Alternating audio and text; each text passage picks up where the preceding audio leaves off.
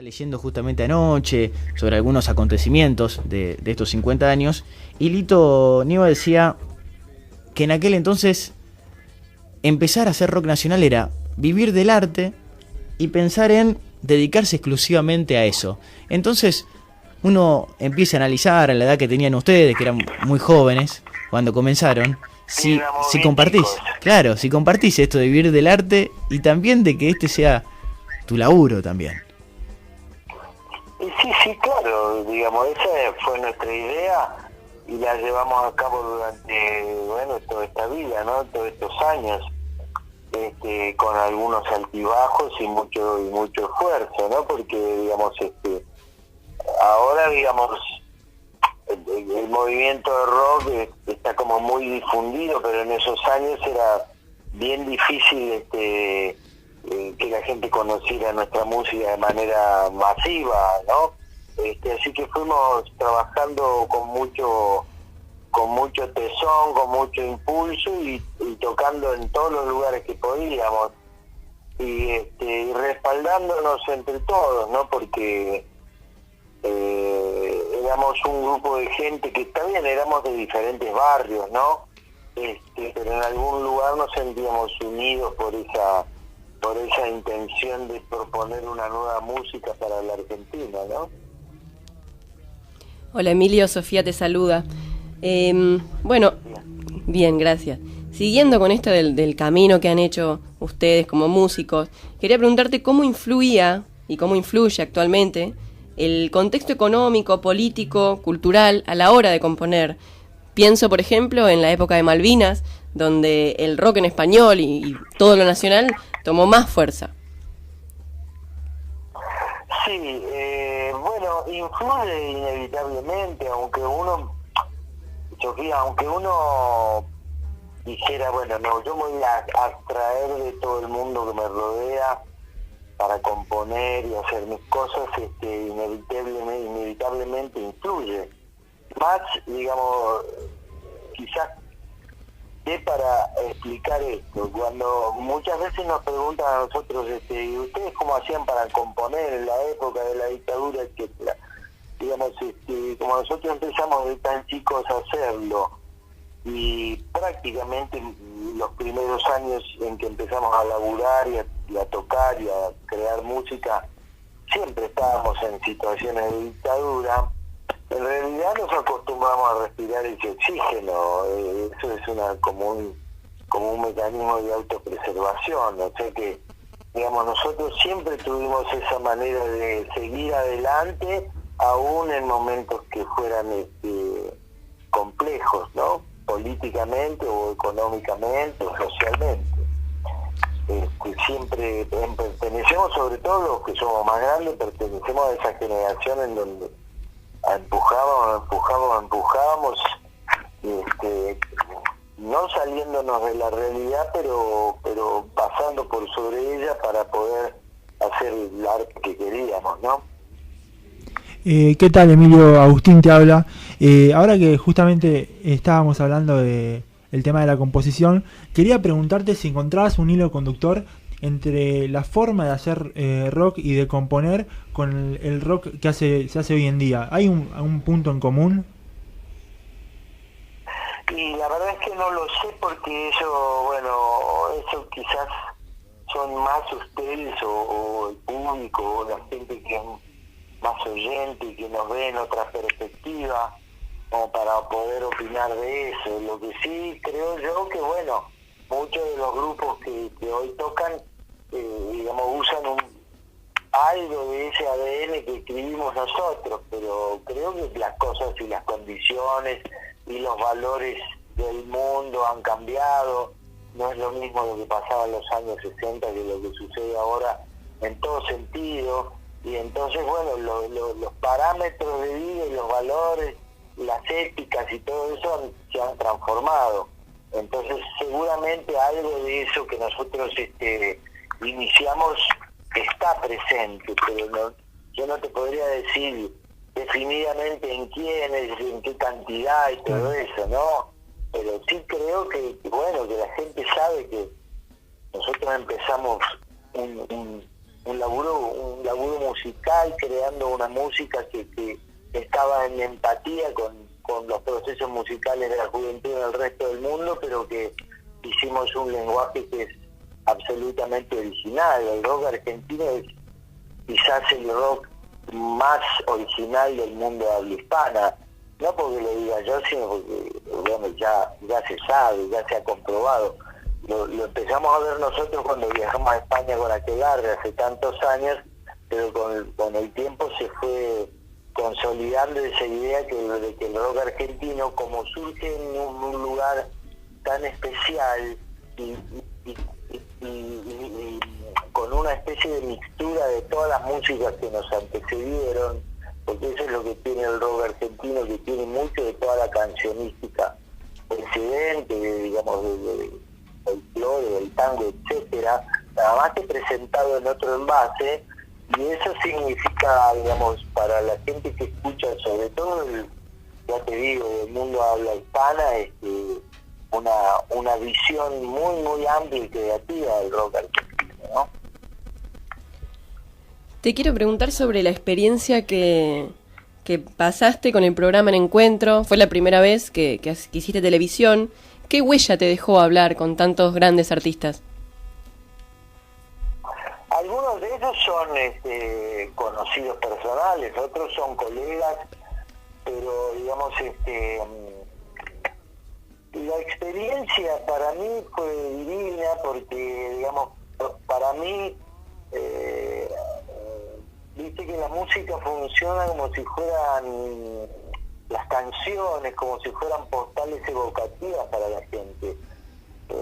Siempre que la gente escucha una canción que ya tiene unos años acompañándola en su vida, remite a momentos muy específicos que la gente acuña y guarda con mucho cariño, ¿no? Entonces, eso sucede no solo en el campo de la música de rock argentino, sino en toda la música argentina, que es muy variada y muy rica.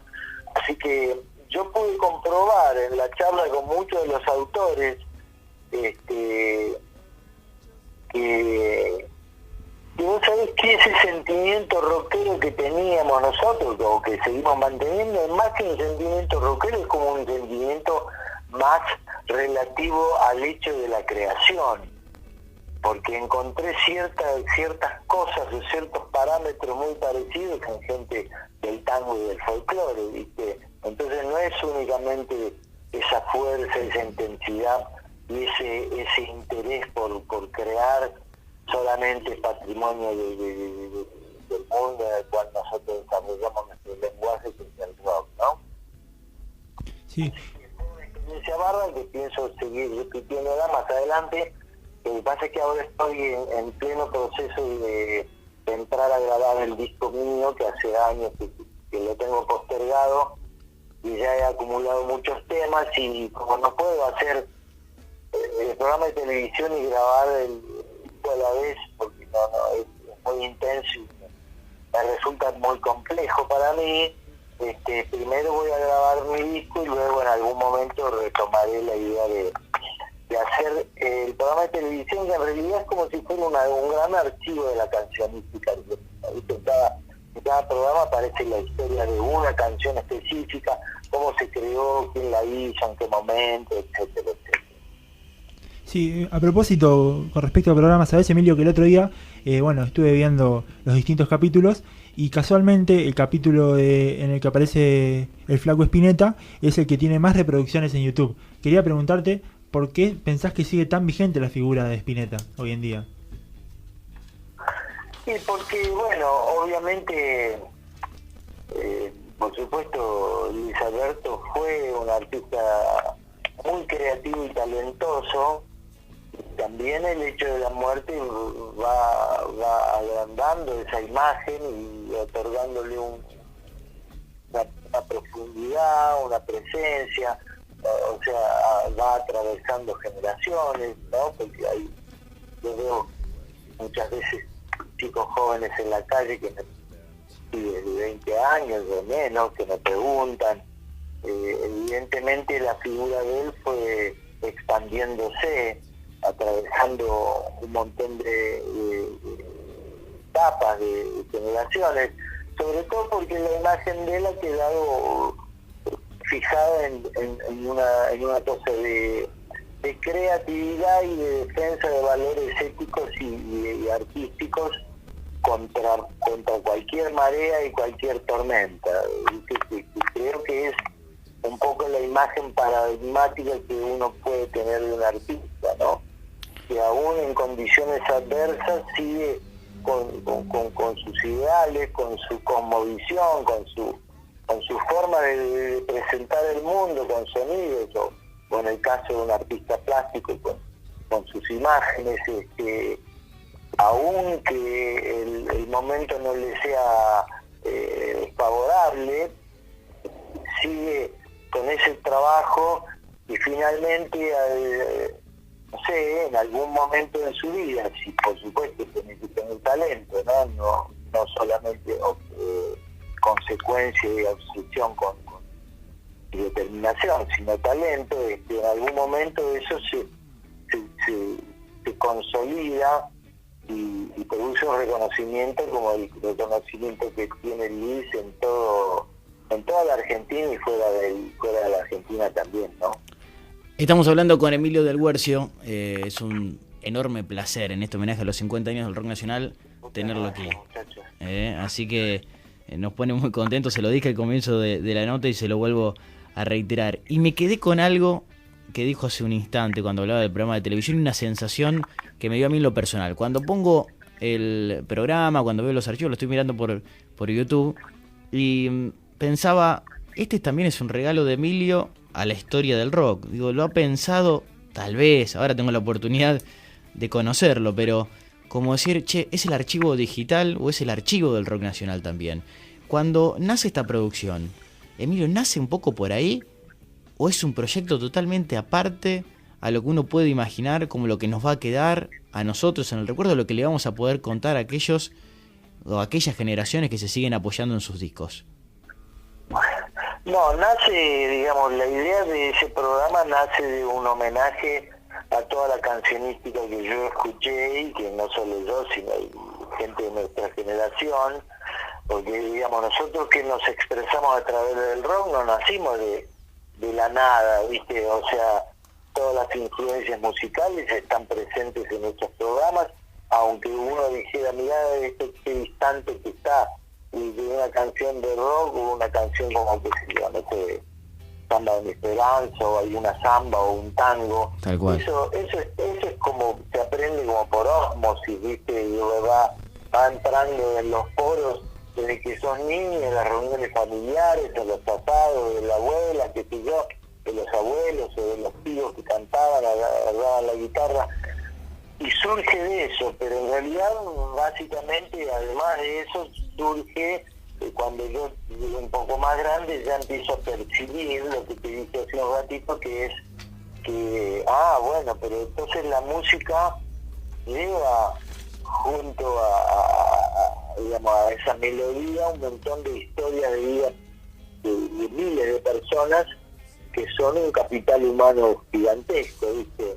Entonces yo quise enmascarar a eso a partir de que sentí que mucha gente, y lo sigo sintiendo, que mucha gente me lo dice cuando me para por la calle, yo escuché esta canción cuando era chico, o conocí a mi novia con aquella otra de ustedes, y me acuerdo en el recital tal, que yo después me recibí de no sé qué.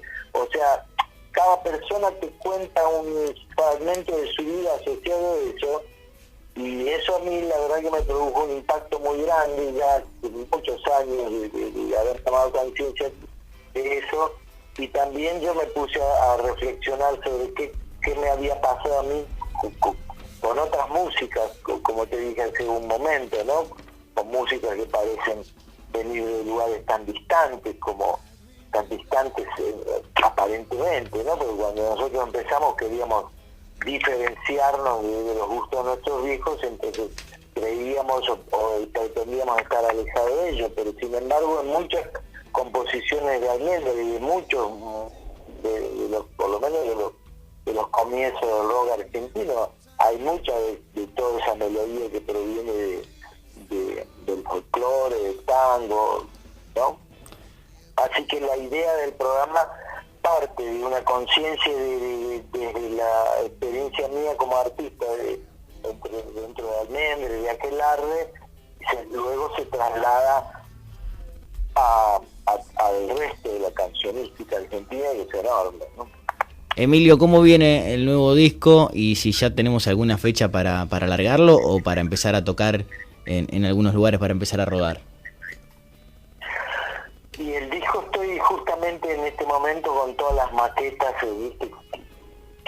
O sea, ahora con la tecnología que hay permite grabar, probar esto que me gusta, aquello que no, lo saco, lo pongo y luego de eso entramos al estudio y en pocos días grabamos todo, pero ya tenemos todo bocetado. Incluso, bueno, en los últimos conciertos que yo di, que no hago conciertos de mucha frecuencia, ya toco varios temas de los que estarán en el disco, por lo menos 6 de ellos, y entonces eso me ha servido a mí para probar sonoridades, para ver qué pasa con el tema cuando lo canto en vivo, pero no solo con la gente, sino conmigo, porque la música tiene todo un proceso en el cual, en el canto, la música cantada tiene todo un trabajo de ensamble en donde los textos se tienen que asentar, tienen que fluir, bueno, entonces todo ese laburo voy a dedicar en breve en el estudio de grabación. Y bueno, fecha no tengo fija, pero no van a pasar muchos meses hasta que salga el disco. Bueno, Emilio, te mando un fuerte abrazo, nuevamente te agradezco tu tiempo y cuando andes cerca de Giles, pará que te vamos a convidar con un chancho asado con pelo. Un chancho entero. Claro, no sé si vamos a llegar a chancho entero, pero acá se dice chanchipán. Con un chanchipán, que vendría a ser como el sándwich de chorizo, vamos a andar bien. Ah, bueno, buenísimo. Bueno, te agradezco mucho el llamado y les mando un abrazo y me encanta que en todos los lugares de la Argentina hay gente amante de la música, que tiene programas y que trabaja y difunde y se juntan. Bueno, eso es la Argentina, ¿viste? Un lugar de una gran creatividad, que le falta cerrar la otra parte que es la abundancia y la prosperidad, pero nuestro pueblo es un pueblo absolutamente creativo. Les agradezco el llamado y les mando un abrazo grande a ustedes y a toda la audiencia. Emilio del Huercio, me parece que no tengo más nada que agregar después de ese recontracierre.